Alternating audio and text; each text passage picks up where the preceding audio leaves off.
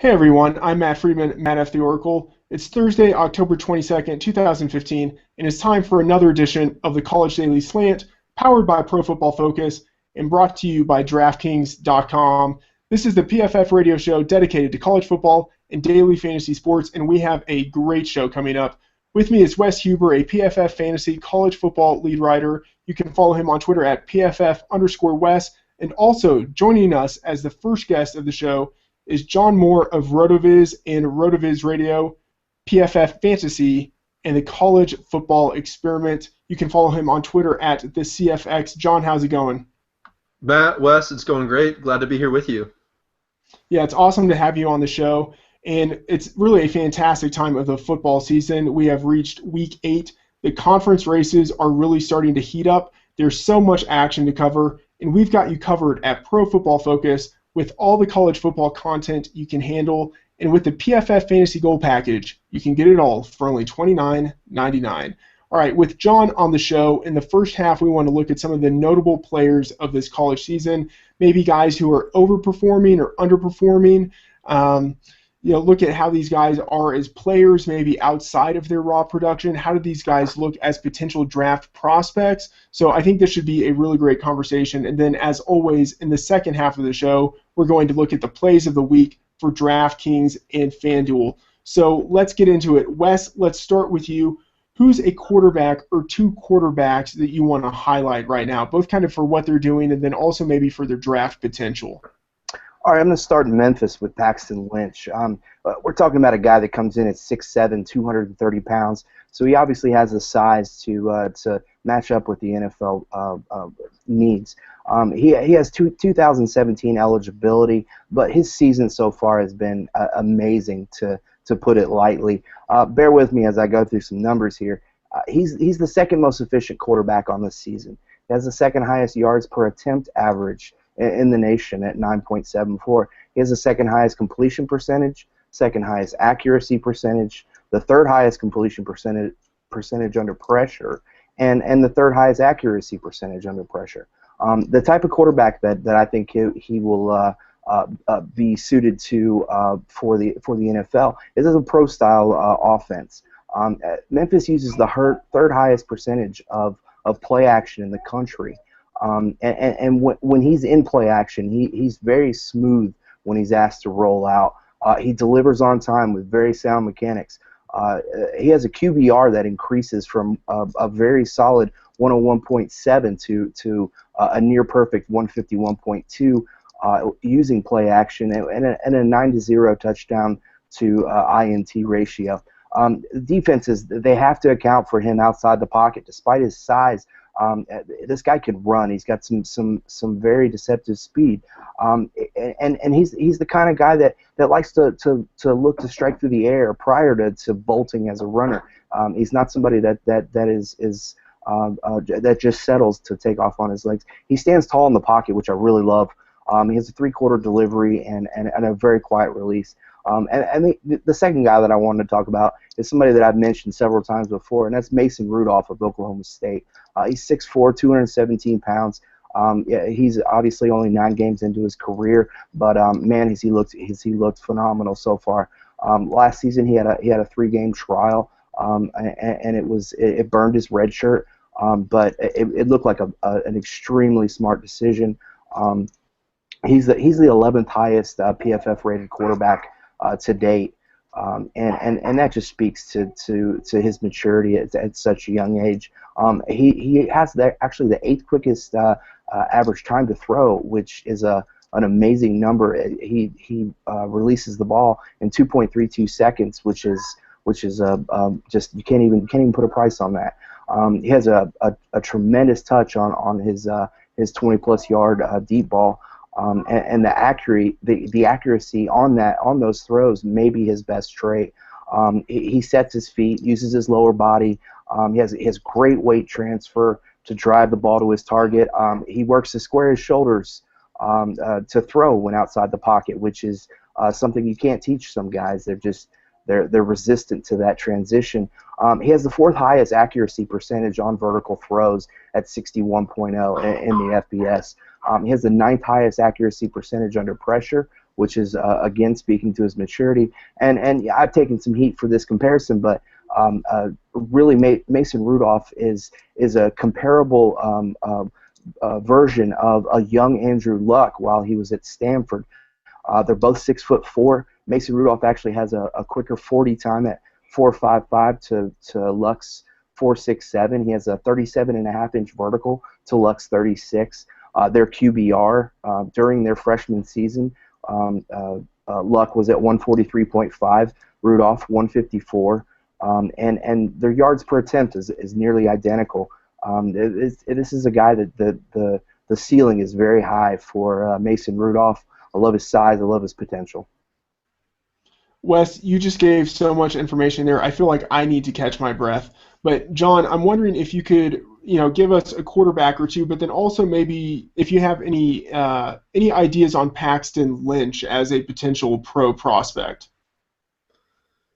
Yeah, we touched on Paxton Lynch a little bit the other day on RotoViz Radio. For me, he's a guy who he is just kind of a new name on the national scene, but he is someone who has been a starter for 3 years now for Memphis.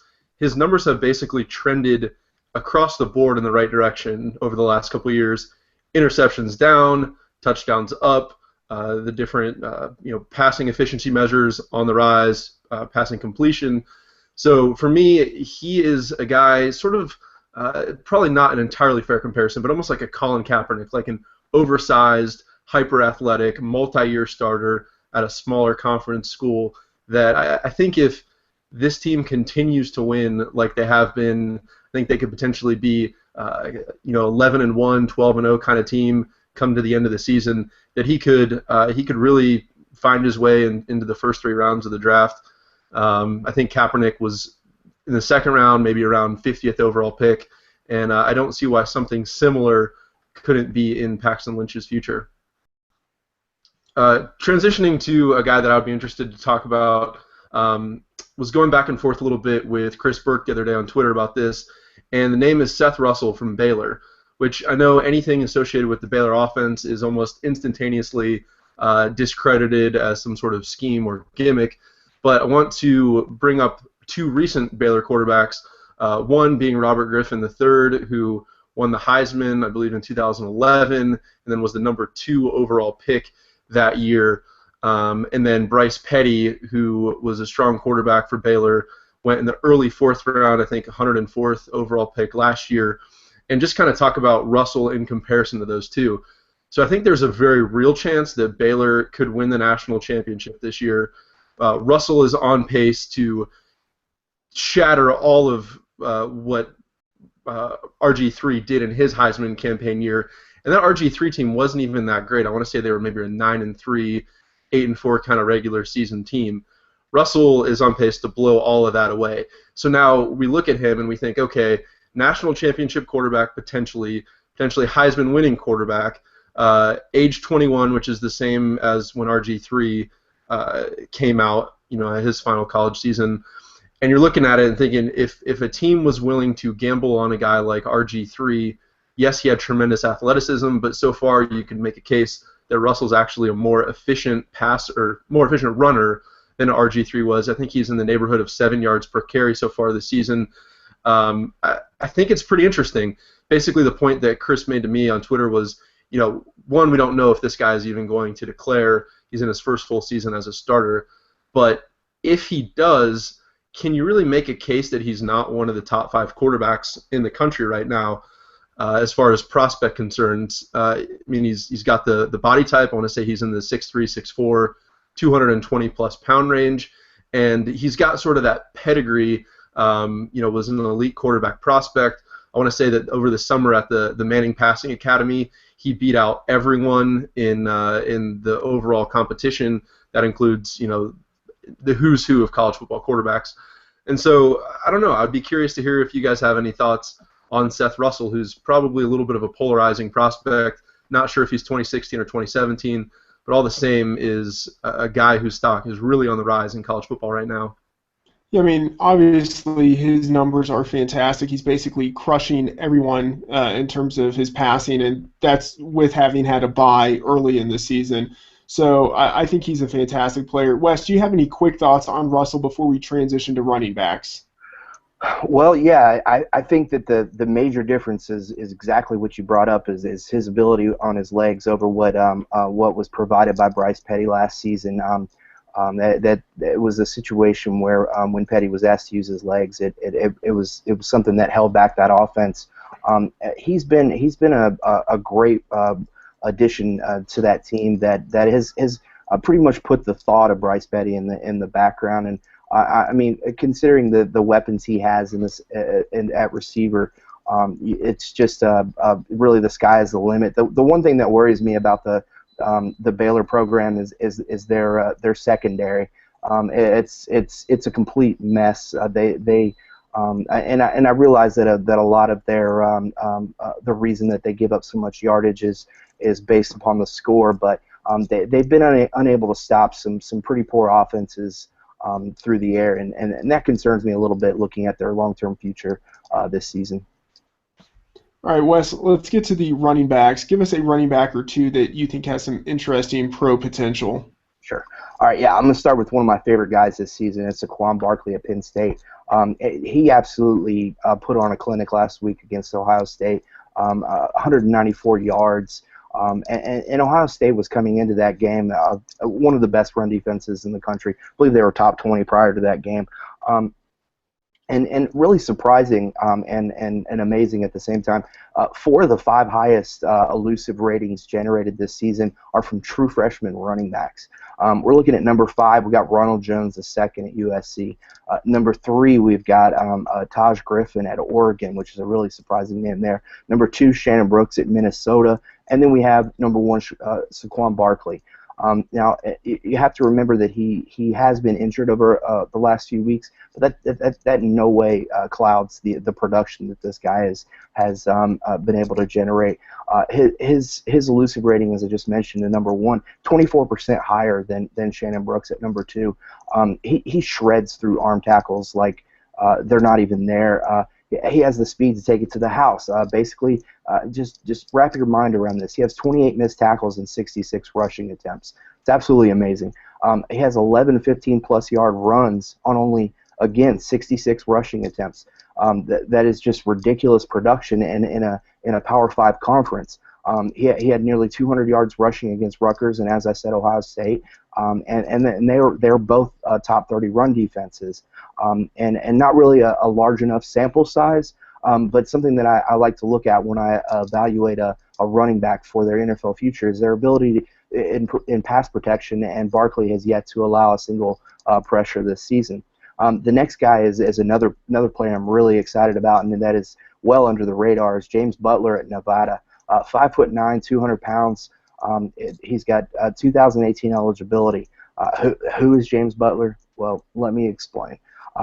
Despite splitting time with Don Jackson this season, Butler rates as a number 33 running back to date, which is amazing considering the limited number of reps that he's getting compared to other guys. He's got the number 8 elusive rating in the country at 104.9. And he has, and more impressively, he has the number 5 yards after contact per carry at 4.20 yards. And that ranks higher than Zeke Elliott and Nick Chubb. Of course, Chubb's out, but still, the average is still there. He absolutely sinks and explodes into would-be tacklers. There's no hesitation whatsoever to James Butler's running style. He creates hesitation from safeties on downfield runs. He converts his speed into power between the tackles and around corners. He's got the number. He's the number 13 breakaway percentage in the country, and on 15-plus yard runs, he's been able to produce 303 of his 638 yards, and a guy that will absolutely explode next year for Nevada. All right, Wes, great stuff there. John, give us a running back or two that you think has some interesting pro potential and maybe someone who could be a little under the radar. Yeah, I think one guy who maybe doesn't get the respect he deserves is Devonta Booker from Utah. He's in his senior season this year. I mean, Utah is one of the national contenders. It's really a great running back group right now in college football at the top with guys like McCaffrey, Fournette, Ezekiel Elliott, Dalvin Cook, and so forth. But for me, Devontae Booker, especially being a draft-eligible prospect this year, he is shouldering only behind Leonard Fournette as far as Power 5 running backs, shouldering 40-some% of Utah's offense. He's a great receiver. I want to say that he's accounted for close to 20% of Utah's receiving yards this season, which is exceptional for a running back. That would put him in a class with, say, Reggie Bush, C.J. Spiller, in terms of quality of receiver. And then on top of that, he's averaging 130-some yards per game on the ground. He's got that kind of tough 5'11", 212 sort of frame. And I think for me, he's a guy that I think is a dark horse Heisman candidate if Utah can continue to win. He's been so valuable to that team. And I think he gets a little bit lost in terms of some of the other more shiny names on the national running back scene right now. All right, John, I like that name a lot. Obviously, in terms of kind of the workhorse score that I've created that looks at kind of adjusted market share, he was an utter stud last year, and I imagine that has continued this year. And as you say, a fantastic receiver, maybe not quite on the Giovanni Bernard level, but a guy who is very accomplished. Wes, let's transition to the wide receivers. Give us a name or two that you think has some good pro potential. All right, and the first guy I'm going to go over is someone that's going to probably get a rise out of you, Matt, because I consider him to be the number one wide receiver for the 2016 draft, and that's Leonte Carroo. How good has he been this season? Well, let's look over the numbers. He missed 2 games due to a suspension that he was eventually cleared, and I think that when you look at the top wide receiver, I mean, of course, Corey Coleman has to come into the conversation. Well, let's compare the two. Despite only playing in 4 of 6 games this season, Carroo is the number 20 wide receiver in the PFF system, which is going to give more credit to the number of routes run. So the fact that he's been able to move up so high in the ratings despite missing those 2 games is really amazing. He averages a touchdown every 3.1 receptions, whereas Corey Coleman averages a touchdown every 3.7 receptions, which is absolutely great, don't get me wrong. Or I'm sorry, targets for both, not receptions.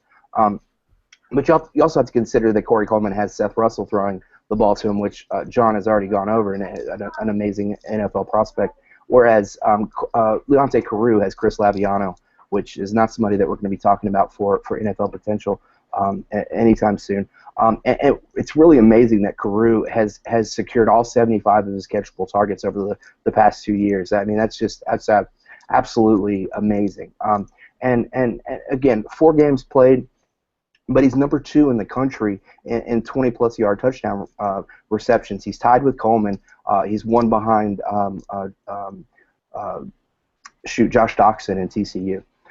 And he's done his damage on only 8 total targets, 6 touchdowns on 8 total deep targets. You have a lot of guys whereas Corey Coleman, he's got 6 touchdowns on 15 20-plus yard targets, just to give you an idea of his efficiency. And his route production rate's number 2 behind only Corey Coleman in the country with 4.59 yards per route run on 102 snaps en route. And Carroo, what really impresses me about him is he works very hard to make himself presentable to his quarterback. He's unafraid to work over the middle, and he secures the tough catch in traffic. He's 6'1", 205 pounds, and he's not the biggest wide receiver in the country, but he plays like he's completely unafraid of taking the pounding. Another guy that I really like and I appreciate his toughness is Sterling Shepard at Oklahoma. 5'10", 195 pounds. I think that, like we were talking earlier, he'll probably come into the combine with some added weight. And he's not the number 1 receiver type that Leonte Carroo is. I look at him more as a Tyler Lockett type comparison. He's been the number 2 most reliable receiver this season, generating a 156.3 QBR on on targets that thrown his way. He does a great job at varying his route speed, and can just absolutely leave secondaries in the dust with his double moves. In my opinion, he's the number one slant route wide receiver in the country. If you watch his tape, his slant routes are absolutely vicious, and you almost have to plan your defense to prevent him from getting where he wants to go on those routes. He secured 81 of his 83 catchable targets over the last 2 seasons, and despite Baker Mayfield being slightly less accurate on throws to Shepard this year on vertical attempts, Shepard has tracked down all 6 catchable throws, and over the last 2 years he's secured all 18 of those 20-plus yard throws with 5 touchdowns. He has seen a dip, like I said. The accuracy has been off a little bit, and not that Baker Mayfield hasn't been an absolutely extraordinary get for Oklahoma. It just so happens that his throws to Shepard have been a little off target. His yards per route run has gone down from 3.82 last year to 2.46 this year, but I don't see that as in any way hindering his draft stock. And it really, I think that he's going to be a solid addition to whatever team is able to secure him. And what the last thing I'll touch on, what really impresses me about him, he steps up his game when matched up against a top competition. He's not the kind of guy that goes out and plays through the fourth quarter against the sub-level competition. He's out there to win games and to do what's needed, and then when the game's over and the coach wants to put in some of the guys further down the depth chart, he's more than willing to be a team player and allow him to do that. Wes, you're not actually going to get any resistance from me on Leonte Carroo. I really liked him last year. I thought he probably should have entered the NFL draft if for no other reason than to avoid any type of mishap that could submarine his draft stock, which almost ended up happening this year.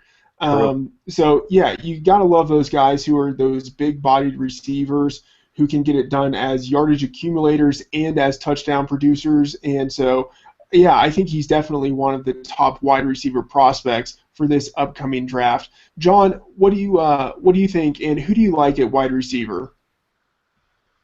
Yeah, so just countering Wes's undersized receiver, I've got 2 that fall somewhat in that category, and are both, I think, subject to the same criticism. So my thing with Sterling Shepard that I would love to see that really, I think, differentiates a Tyler Lockett type prospect from himself is the special teams dynamicism, or whatever that word is. I don't know. He doesn't have that. That you look at guys like Antonio Brown, T.Y. Hilton, Tyler Lockett. They were absolute dominant special teams players in addition to dominant receivers within their offense. So having said that, I'm going to describe the exact same kind of player here who I'm really intrigued by, and that's Will Fuller out of Notre Dame. Last year went for 1,000-plus yards and 15 touchdowns. This year is through 7 games already has 700 yards and 8 touchdowns. This is coming from a guy who is probably a hair under 6 foot, about 180 pounds. Tremendously productive in that Notre Dame offense in terms of both raw stats and market share stats. I want to say that he is somewhere in the ballpark, maybe 38% of Notre Dame's receiving market share this year in his age 21 season, I believe. So he's a guy who I'm very curious about. Would again love to have seen him be more dynamic throughout the field in the run game, punt return, and so forth, kick return. But for what he is, I'm intrigued by Will Fuller. I'm not sure that he gets as much attention as he probably deserves, being a Notre Dame wide receiver and being as elite as he is. And to boot, I want to follow that up with a guy. Last week we saw the turmoil in Columbia, South Carolina with Steve Spurrier getting out of Dodge there. There's a receiver on that team who is in his 3rd season who I think could be out of Columbia as well after this season on his way to the NFL, and his name is Pharaoh Cooper. He has, throughout his career, been absolutely dynamic everywhere he's played. His first year, he played cornerback and some receiver. 2014, he converted to receiver full-time.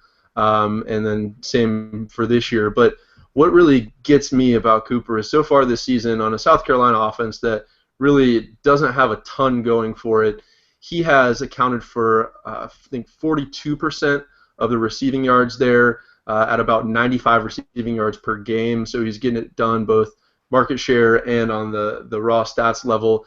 But what really gets my attention about Cooper is the ways that he's been utilized by South Carolina. So for his career, he has over 500 return yards. He's actually attempted 14 passes. The fact that the coaching staff trusts him enough to continue to give him opportunities to throw the ball is really fascinating. 3 passing touchdowns in his career on 14 attempts. And then the rushing production as well. He's closing in on 500 rushing yards for his career, has 4 touchdowns there. Basically, if you think about an SEC program that does everything they can to get a single player out of all of those athletes, to get a single player as many touches as they can because they know what a difference maker he is, I think that speaks volume to what kind of difference maker he is. And for that reason, Pharoh Cooper out of South Carolina is a guy that I'm really high on that I think is flying a little bit under the national radar right now. Yeah, I really like both of those. Will Fuller has, I think, kind of shades of Golden Tate a little bit, kind of like a smaller version of Golden Tate. And Pharoh Cooper, it seems like he could almost be a version of Randall Cobb, potentially in the draft prospect process, depending on what he does in his pre-draft workouts and then how a team decides to utilize him. But he certainly is an intriguing player. Guys, great information. I think a lot of that will be handy for NFL fantasy players when the draft season comes around. Of course, there are lots of NFL fans who also play DFS, and it feels like the playoffs every week thanks to 1 week fantasy football at DraftKings.com.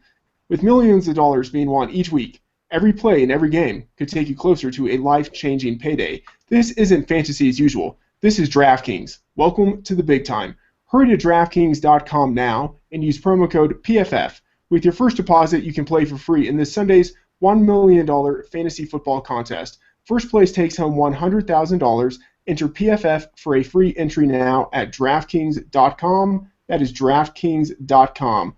All right, fellas, speaking of the big time, let's talk about some DFS plays for Week 8. John, why don't we start with you? Let's do 2 quarterbacks that you like, one on FanDuel and one on DraftKings. Sure. So on DraftKings, I want to look at a premium price quarterback who I think can deliver on that.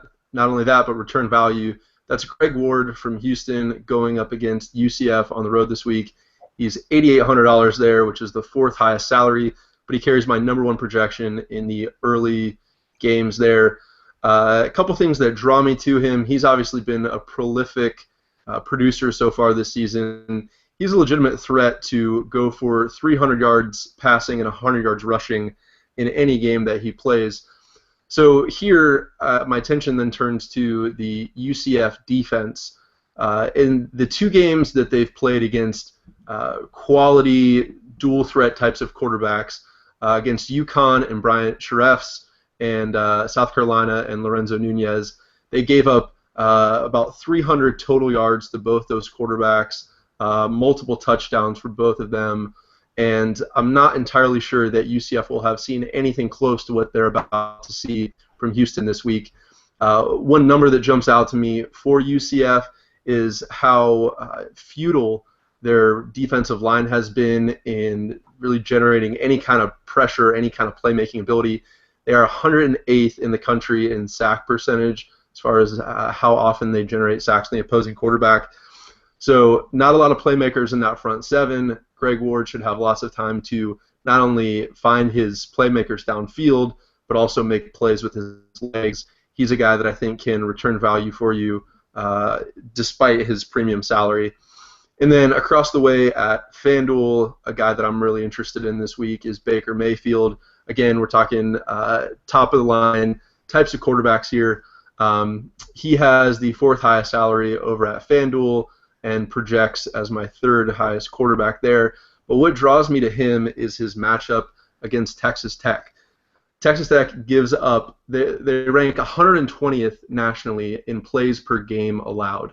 So Oklahoma not only do they run a lot of plays, but they're also in a situation where the defense is conducive to that as well. Should be a shootout between Oklahoma and Texas Tech.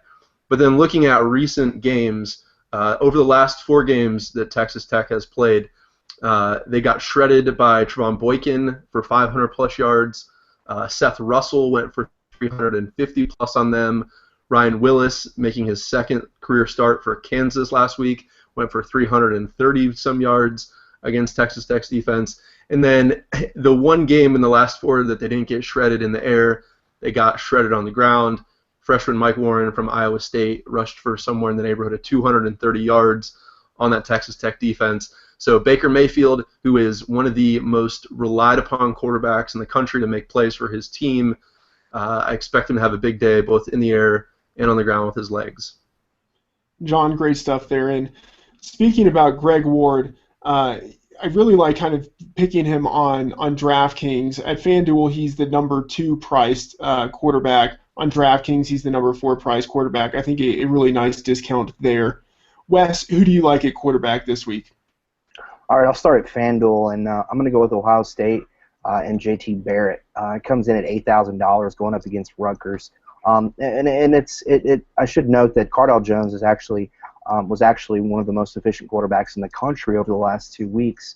But the change was needed. The style of offense, the spread option that Ohio State uses, it's suited to JT Barrett's skills, and I think that this is going to be a good change. I still see Cardale Jones making an impact, but I think this is going to be great for the Buckeye offense. And think about this: over the last 2 games, JT Barrett has only attempted 6 passes. He's completed all 6 of them, but yet he's averaged 28.3 fantasy points per game, and that's on the ground.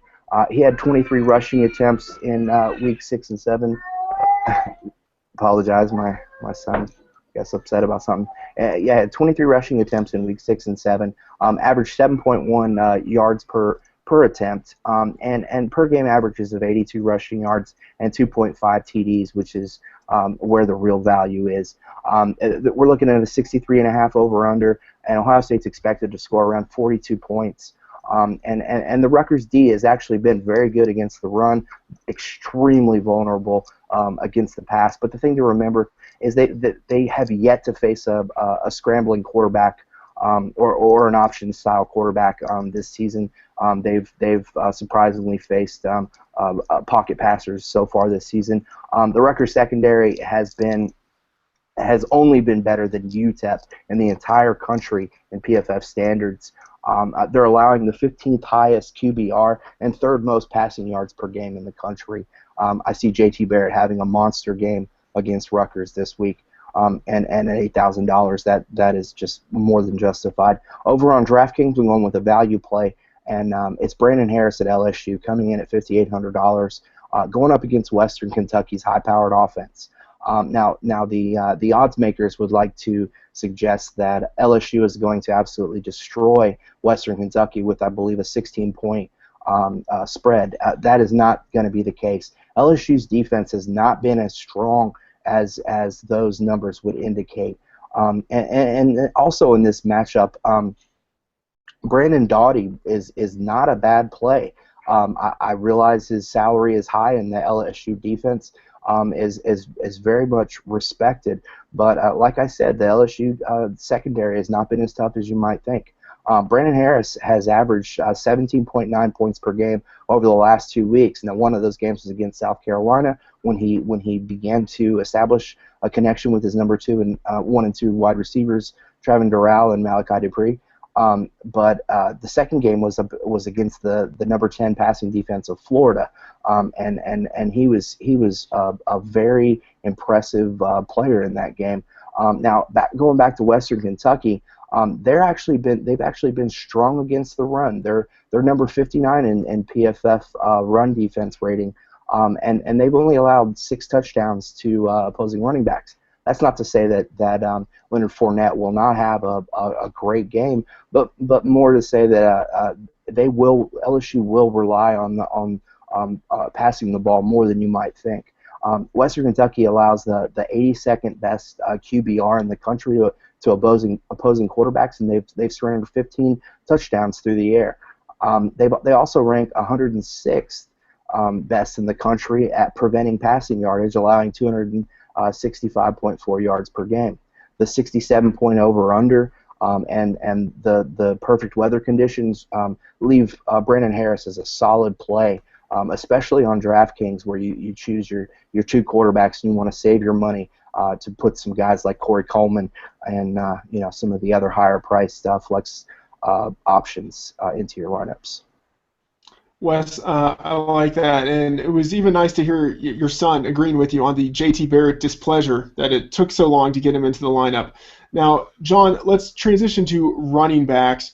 Who are two guys that you like this week?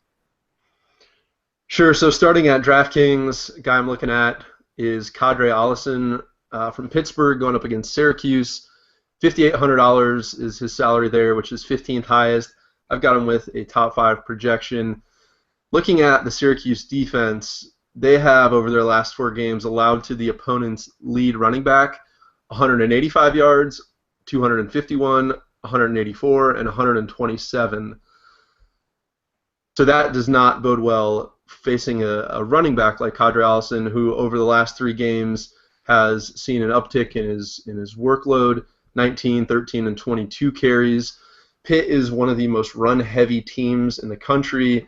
They run the ball more than 60% of the time, and I think this is a game where Allison is going to be seen early and be seen often. I like him as a play there, a little bit of a lower price point. And then over at FanDuel, a guy I'm looking at is Alex Collins versus Auburn. He has the 2nd highest salary, and his projection is 3rd highest. So he's, I think, a strong play there. Over the last 6 games of their season, he has 400-plus yard efforts. In their most recent game, which is actually 2 weeks ago, they're off the bye, he got shut down by Alabama. So I think that maybe he is I think maybe Arkansas will be looking to reestablish the run game. They got off to kind of a rocky start this year, with only 2 wins so far. But I think trying to get back to the identity of playing Arkansas football, running the ball, will be a great time to face Auburn, who is 115th in the nation in opponent yards per carry, allowing 5.5 yards per carry. So Collins is a guy that I'm interested in both this week and then also from a prospect perspective as well, tacking onto that conversation that we had earlier. He's never been a great pass catcher per se, but he's kind of split the workload with Jonathan Williams down there. And this year, with Williams out of the way, Collins has really gotten to shine.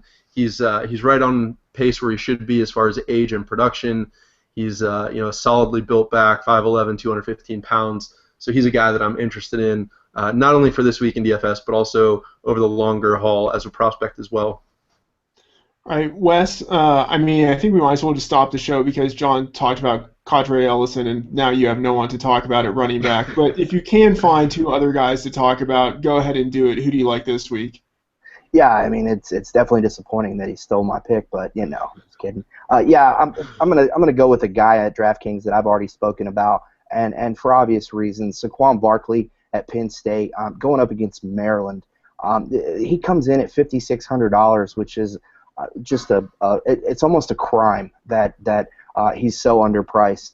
I went over Barkley and all of his merits, and so I'll be brief with this pick.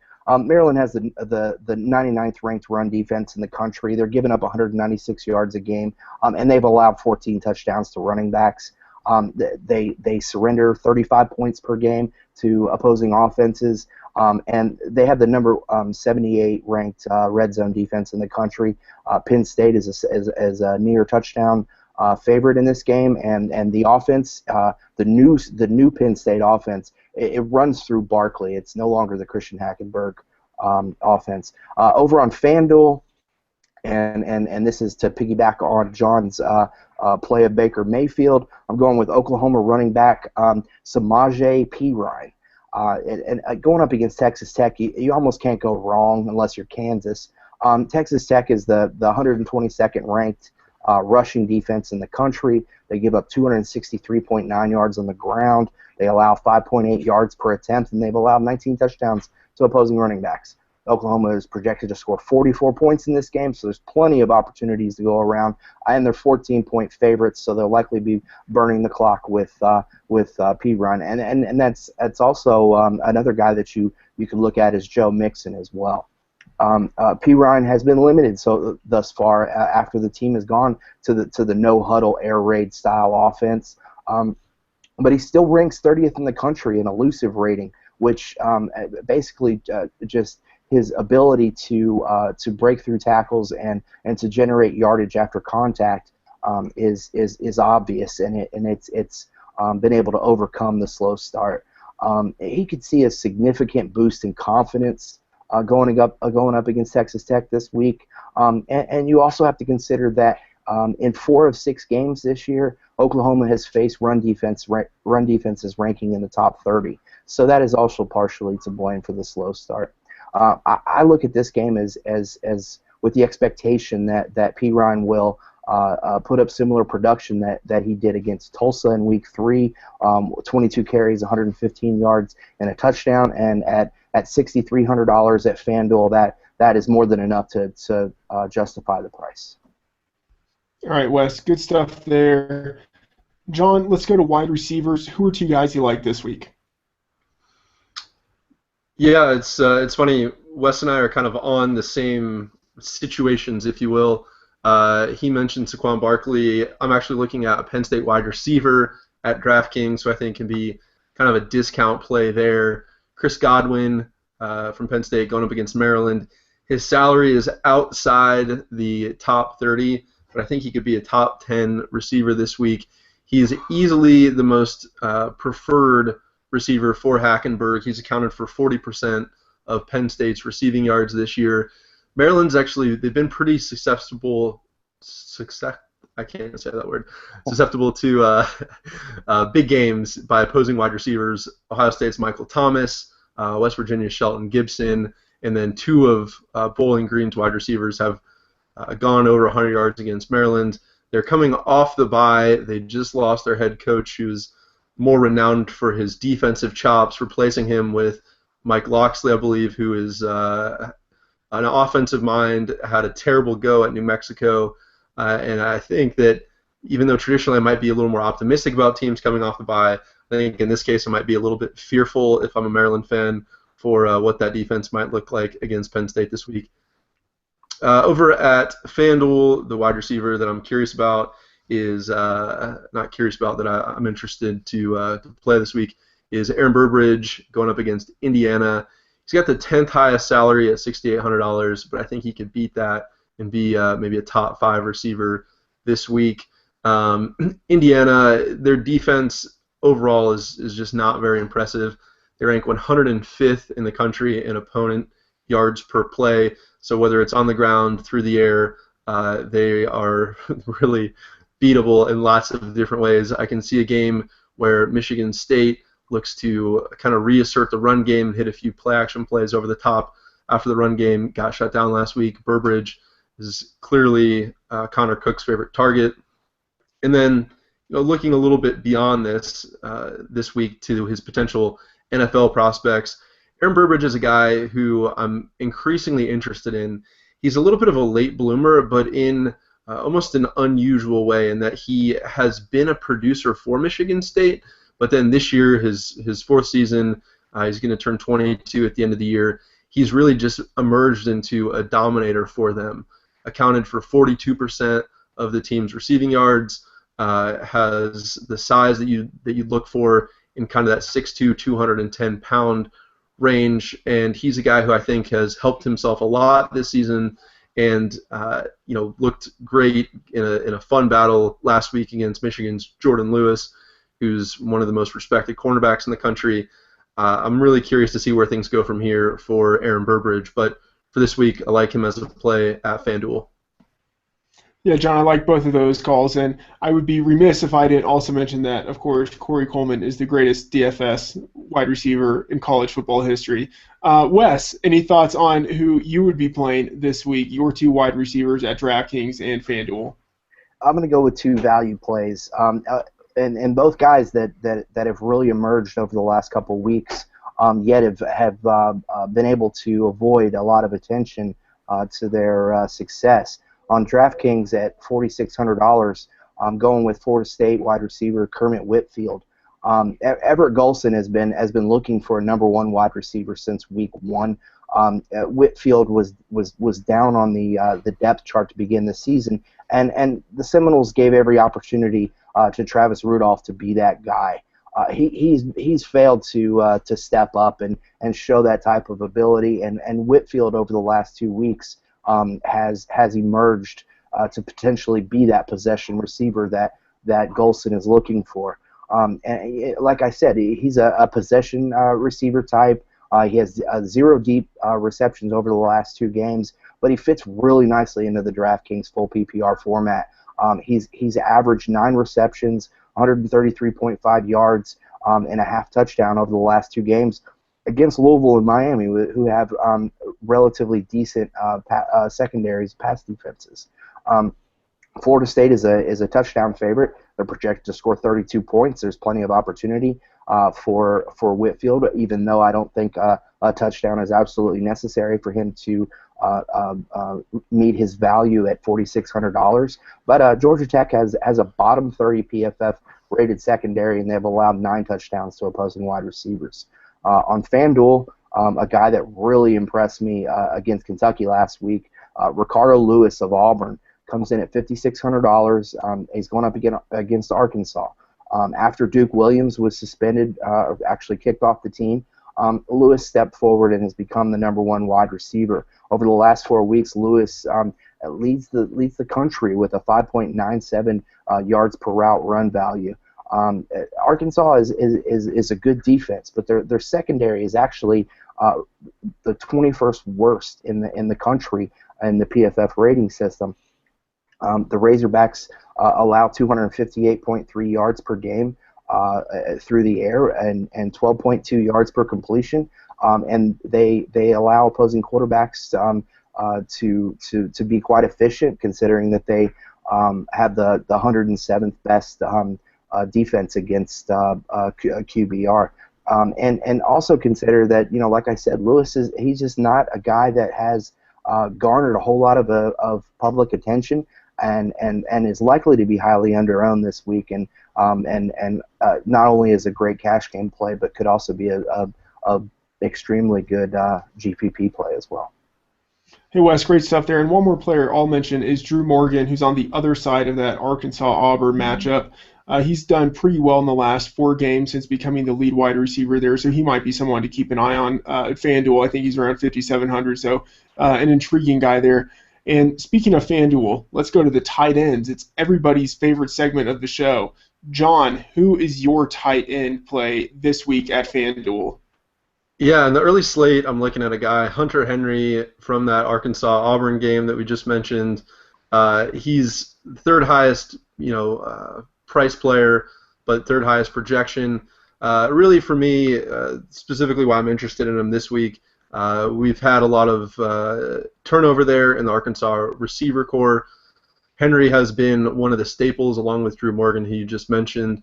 And really, for the tight end position, it's tough to find a guy with the kind of upside that Henry has, not only in the college game, but as a pro prospect too. Henry is a guy who I think could really be potentially maybe the top tight end in this draft class. He's a guy who was the number 1 tight end recruit in the country in high school. Really what he was at that point, though, was a glorified, sort of oversized wide receiver playing in a 5-wide high school system. Since then, he's done nothing but contribute at Arkansas. He in his first year, which he played mostly at age 18, he accounted for 25% of that team's passing offense. Since then, he's steadily been a contributor. For his career, he's not even 21 years old yet, and for his career, he already has 86 receptions, over 1,200 receiving yards, and 7 touchdowns at Arkansas.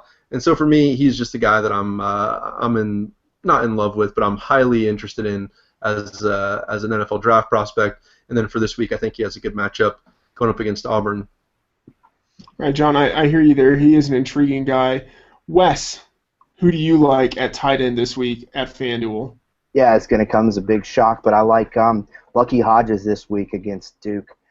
He's been underperforming so far this season, and it's only led to dropping his salary to the bare minimum on FanDuel.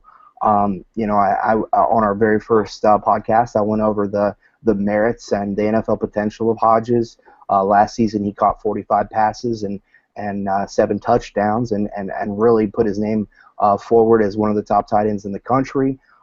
He lost Michael Brewer in week 1 against Ohio State with a broken collarbone. And actually he's been a pretty consistent performer without Brewer over the last few weeks. And he has a lot of potential that could really give you some value at $2,000. Brewer will actually return this week for his first start since breaking his collarbone. And I really think that Hodges' numbers will be on the rise. Now consider this: even though he's had the slow start, he still ranks number 12 in the country in yards per route run with 1.44, and he's averaged 47.3 yards per game over his last 4 games without Brewer. He's caught all 3 of his 20-plus catchable targets on the season, and he could be a great buy low candidate in year-long leagues, and obviously a guy that you want to target at $2,000. Yeah, Bucky Hodge is really an intriguing guy. If I were to go tight end, which obviously I wouldn't want to, but if I had to, I would go with Josiah Price from Michigan State. John mentioned Aaron Burbridge as the guy who's really intriguing.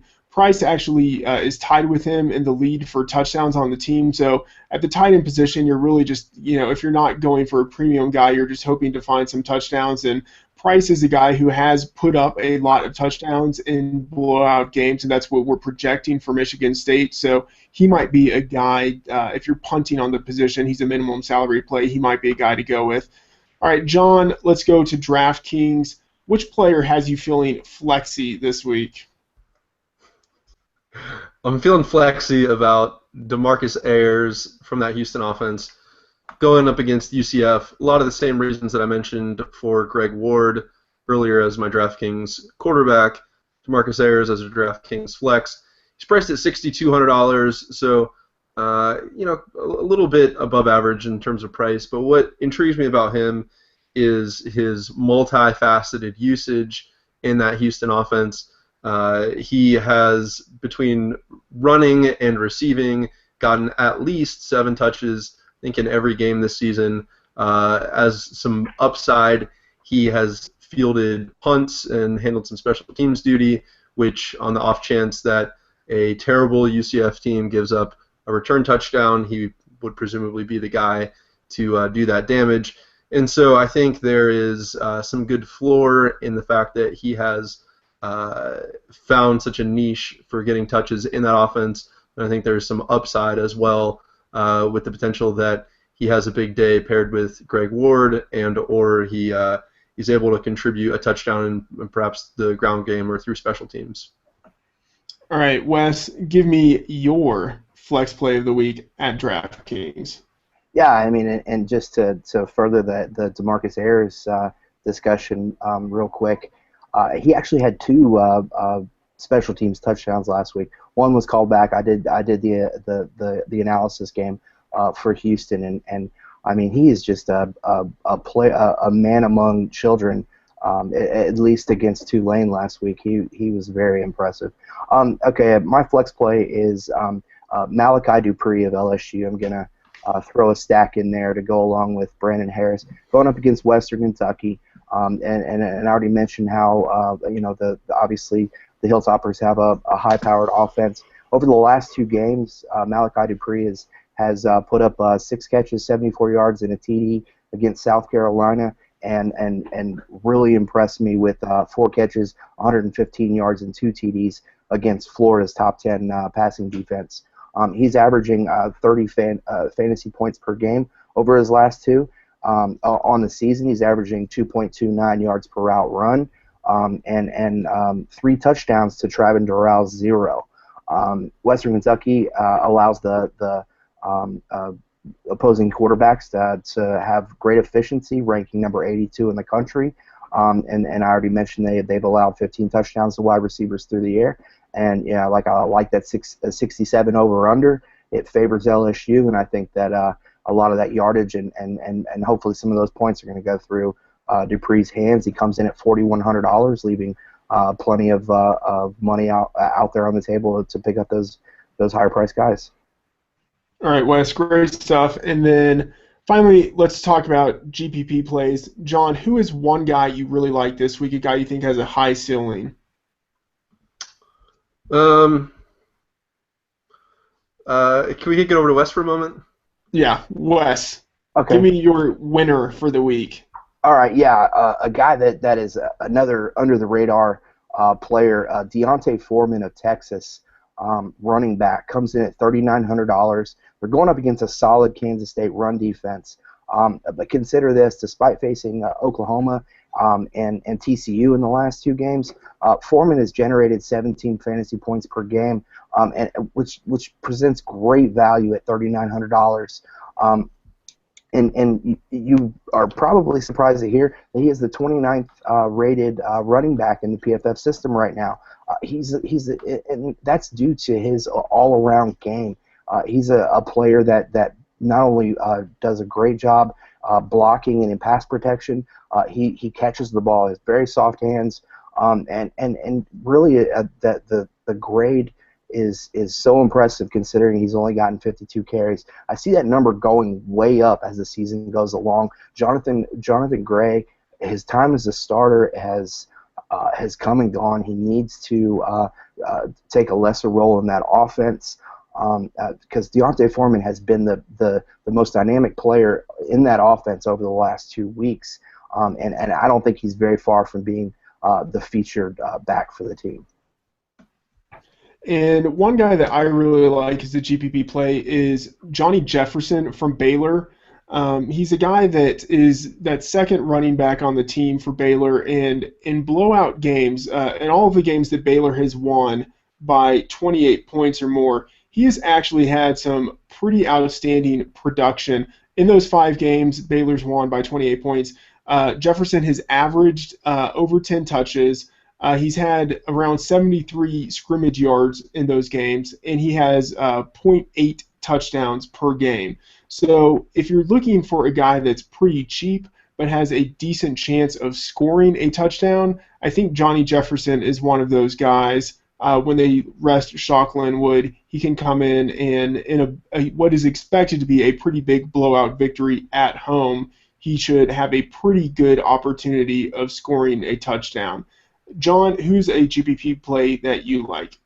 Yeah, actually, Matt, just clicking. I hope I didn't take your guy. No, you didn't. Right team though. Looking at that Baylor game, one name that kind of stands out to me as having a decent floor as it is, but then if things break a certain way, let's say coverage rolls a little bit more towards Corey Coleman than usual, at some point you think somebody would do whatever it takes to stop that kid. Jay Lee, across from him, he's kind of emerged as the number 2 target in terms of both, really all 3, in terms of receptions, receiving yards, and receiving touchdowns as far as market share for that Baylor offense. He's a guy that can be had at a significant discount to Corey Coleman, but I don't see why he can't have similar upside if things break a certain way. And so if you wanted to get maybe the number 2 option who could produce like the number 1 guy for Baylor this week, I would take a look at Jay Lee. Yeah, that makes a lot of sense. I think targeting those really high games, high over-under games, and especially those teams that have high implied point totals is really a smart way to go about attacking GPP plays. All right, John, thanks for being on the show. It was fantastic. Everyone be sure to follow him on Twitter at @TheCFX, and you can read all of his work at RotoViz, PFF Fantasy, and, of course, the College Football Experiment. And that will do it for this edition of the College Daily Slant. Be sure to tune in next episode for our DraftKings and FanDuel Week 9 plays. You can catch us on PFF Radio, subscribe to the show on iTunes, listen to the show on Stitcher and Blog Talk Radio, and watch the show on YouTube and the Fantasy Sports Network. For Wes Huber on Twitter at PFF_Wes, I'm Matt Friedman, Matt F. the Oracle. Thanks for tuning in.